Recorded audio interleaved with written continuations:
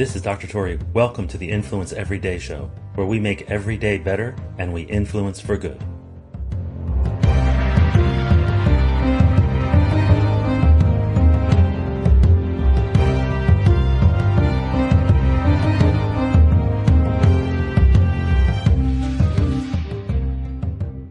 Recently, I was teaching a master's level course on influence to healthcare leaders, and I was about to introduce the subject of difficult conversations. And we were about to go through some workshops and role playing and simulation for difficult conversations. But to introduce the topic and also to get people in kind of like a lighter mood, I used a common icebreaker that's used in many different workshops and organizations and conferences and seminars.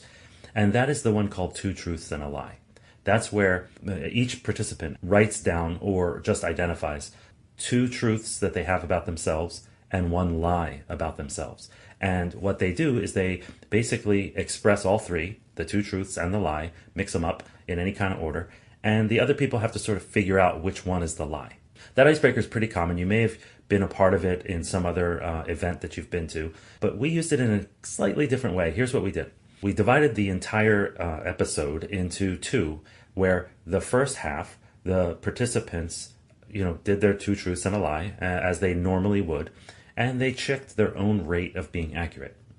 Then halfway through, I taught them the body language of deception, the body language of lies, the body language of change, and discomfort. The reason I brought that up is because I wanted to lead into detecting discomfort. It doesn't mean you're detecting deception per se, but you're detecting discomfort.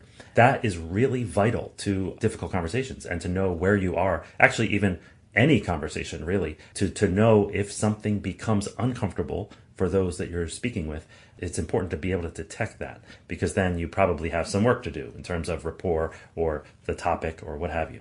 We introduced Two Truths and a Lie. Halfway through, teach them about the body language of micro-expressions, the body language of discomfort, looking for and detecting change. And then the second half of the event, they essentially see if they improve after they learn these skills.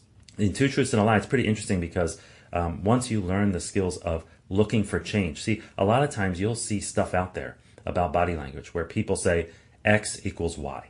Folded arms means that they're blocking, or folded arms means that they are uncomfortable.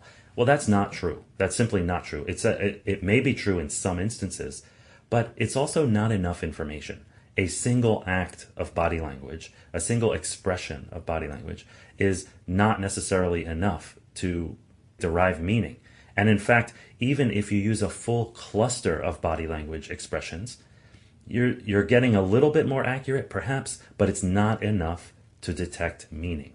It is enough to detect a change, though. And so it's better and more prudent. Also, it's safer for your relationships, frankly, to look for change rather than assuming that X equals Y, that a certain behavior means deception or a certain behavior means dishonesty or anything like that. So let me tell you a quick story. So there was a horse, and this, by the way, like legit story, look it up. I mean, it's lots of people have written articles about it. It's been studied extensively and sort of referenced extensively in the psychology literature. In the early 1900s, there was a horse named Clever Hans, Hans.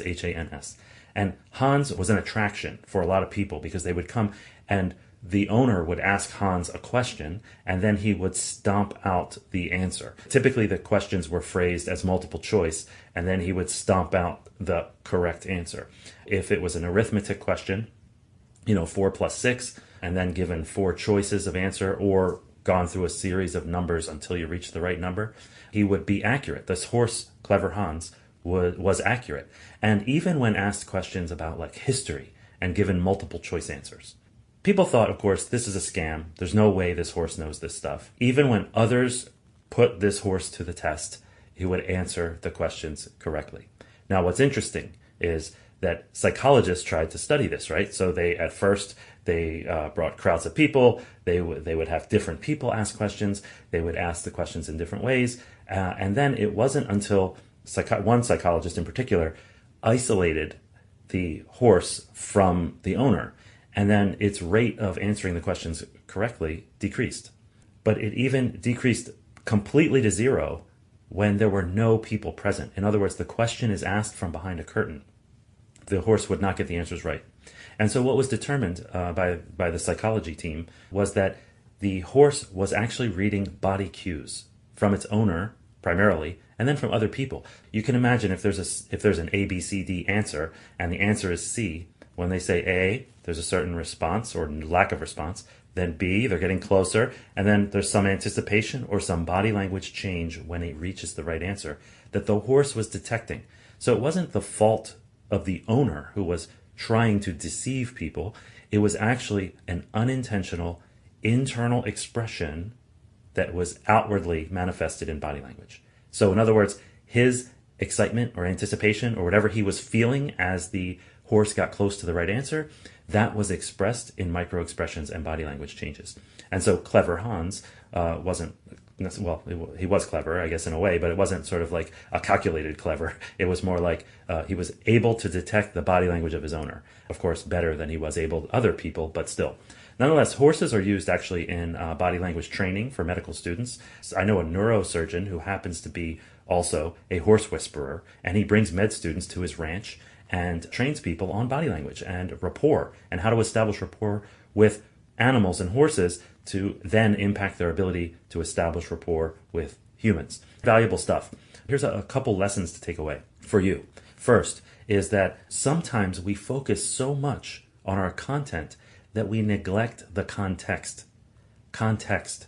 The context is important. It's not enough to deliver your message. You have to realize that your message is being received. And how is it being received? What's the state of the people who are receiving the message? Is it the right time? Is it the right setting? Is it the right pace? Is it the right tone? Is it the right order of things? You can sort of see where you are in a conversation if you pay attention to the context. And specifically, if you pay attention to the comfort level of the people you're speaking to. Or not only the comfort level, whether or not they trust you, whether or not they understand the level of language you're using. All of that matters, and that can all be detected. Now, that's one lesson. Pay attention to the context. Don't focus only on your bullet points and all the things you have to get through or what's on your slides. Focus rather on the people that you're interacting with. That's who you're there to serve. So pay close attention to that context. Another lesson to derive is that X does not equal Y when it comes to body language. Pursing of the lips or closing of the eyes, those are common blocking behaviors. And in a cluster, they may mean that they're blocking. They may mean that they're uncomfortable. It may mean that they're lying or deceiving. But by themselves, it doesn't mean that. They could be uncomfortable with public speaking. They could be uncomfortable with the topic, but not necessarily trying to deceive you by way of what their answers are, right? So we can often misinterpret. Somebody folding their arms, they could be cold. It could actually be a cultural expression of listening in other cultures. There are multiple reasons why somebody may do a particular behavior. What you're looking for is change. And you never apply meaning to the change. You just say, You get curious, essentially. Do I have more work to do? Do I need to get deeper on rapport? Do I need to make sure they understand? Do I need to rephrase this or use better language or use words that they understand? Do I need to remove some objections before they get to a full grasp or even acceptance of what we're talking about, right? It just means you have more work to do. Or it could mean you can detect change where somebody all of a sudden realizes that they have to be somewhere else. They're not trying to get away from you. They're not necessarily uninterested or whatever, but something else is a higher priority and it's pulling them. You're looking for the context. What is their comfort level? Don't apply meaning to the change, but rather look for it and get curious. It's that simple. I hope you found this helpful. If you're interested in something like Two Truths and a Lie, or I do have a course on defense against the dark arts of influence. There are lots of ways that we are influenced by those with not so good intentions. I have a course on how to address those. And by the way, it's not always detecting them. It's not always detecting somebody who is using the dark arts of influence, but rather it's actually more preparing yourself most of the time. But anyway, if you're interested in that stuff, check out influenceeverywhere.com. Thank you for listening. This is only the end of today's show if you let it be. Who needs to hear what you just heard? Go ahead and share it with them right now. The Influence Everyday podcast is free. We don't sell advertising space, so telling others is the best way to pay us back, but more importantly, it's the best way to pay it forward. If you enjoyed today's podcast, take a moment to rate and review the show. Then check out the additional links and materials that go along with it. They offer more ways to take your influence, your impact, and your relationships to a whole new level. Now go forth and influence for good every day.